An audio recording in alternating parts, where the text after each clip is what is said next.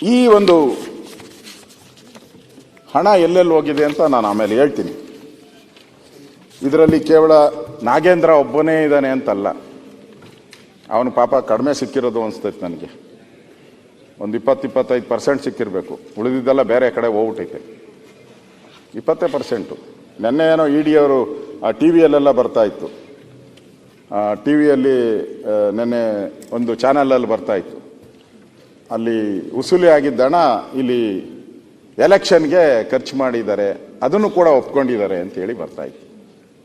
ನಾನು ಅದನ್ನು ಅಥೆಂಟಿಕ್ ಅಂತ ಹೇಳಕ್ ಹೋಗಲ್ಲ, ನಾನು ಬಂದಿರೋದನ್ನ ಹೇಳ್ತಿದ್ದೀನಿ, ಯಾವ ಚಾನಲ್ ಬಂದಿದೆ ಅಂತಾನು ಹೇಳ್ತೀನಿ. ನಾನು ಸ್ವಲ್ಪ ಅಶೋಕ್ ಸರ್ ಮುಗಿಸ್ಬಿಡ್ತೀನಿ ಬೇಗ, ನೀವು ಎಳ್ಕೊಂಡು ನಾನು ಜಾಸ್ತಿ ಹೊತ್ತಾಗ್ತತೆ.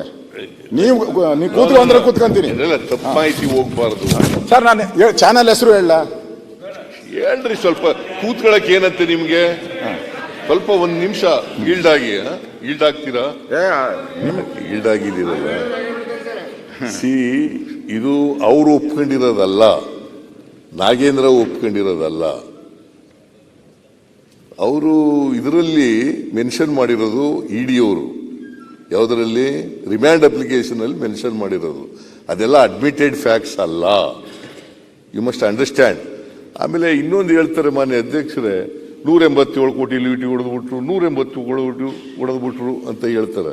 187 ಕೋಟಿ ಅಲ್ಲ, 89 ಕೋಟಿ 62 ಲಕ್ಷ. 187 ಕೋಟಿ MG ರೋಡ್ ಬ್ಯಾಂಕಿಗೆ ಹೋಗಿ ಜಮಾ ಆಗಿದೆ ಅಷ್ಟೇನೆ. ಹೇಳ್ರಿ, ಲೂಟಿ ಹೊಡೆದ್ರೆ ಅಪ್ಡೇಟ್ ಆಯ್ತು. ಕೂತ್ಕೊಳ್ರಿ, ಮುಖ್ಯಮಂತ್ರಿ ಕೂತ್ಕೊಳ್ಳಪ್ಪ. ನಾನು ನೋಡಿದ್ದೀನಿ, ಇಂಥವೆಲ್ಲ ಬಹಳ ನೋಡಿದ್ದೀನಿ. ಕೂತ್ಕೊಳ್ರಿ. ಅಲ್ಲ ರೇ, ವಿರೋಧ ಪಕ್ಷ ಅಧ್ಯಕ್ಷರೇ, ತಪ್ಪು ಮಾಹಿತಿ ರೆಕಾರ್ಡ್ಗೆ ಹೋಗ್ಬಾರ್ದು, ಅದಕ್ಕೋಸ್ಕರ ಹೇಳ್ತಾ ಇದ್ದೀನಿ. ನೀವು ಮಾತಾಡಪ್ಪ, ಆಮೇಲೆ ಮಾತಾಡಿ ಪ್ಲೀಸ್. ಅಧ್ಯಕ್ಷ ಕುತ್ಕೊಳ್ಳಿ, ಆಮೇಲೆ ಹೇಳಕ್ ಬಿಡ್ರಿ, ಕೂತ್ಕೊಳ್ಳಿ. ಒಂದು ಸೆಂಟ್ರಲ್ ಜೈಲಿಗೆ ಕಳ್ಸ. ಯಾವ ನೋಡಿದ್ರೆ I am not defending any person. I am not defending, any facts. ಕೂತ್ಕೊಳ್ರಿ. ನಾಯಕರು ಮಾತಾಡಿದ್ರ ಮುಖ್ಯಮಂತ್ರಿ ಮಾತಾಡ್ತಾರೆ, ಕೂತ್ಕೊಂಡು.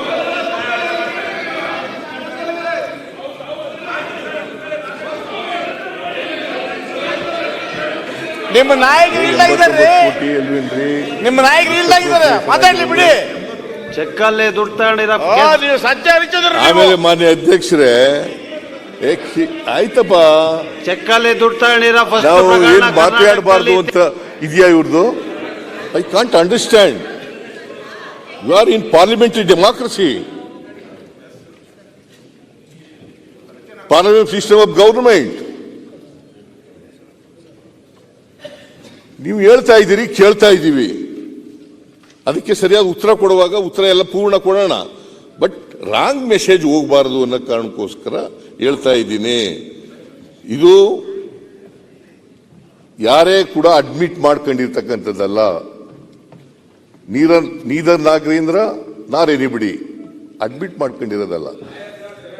ಕೋರ್ಟ್ನಲ್ಲಿ ಇ.ಡಿ. ಅವರು ಒಂದು ರಿಮ್ಯಾಂಡ್ ಅಪ್ಲಿಕೇಶನ್ ಹಾಕಿದ್ದಾರೆ.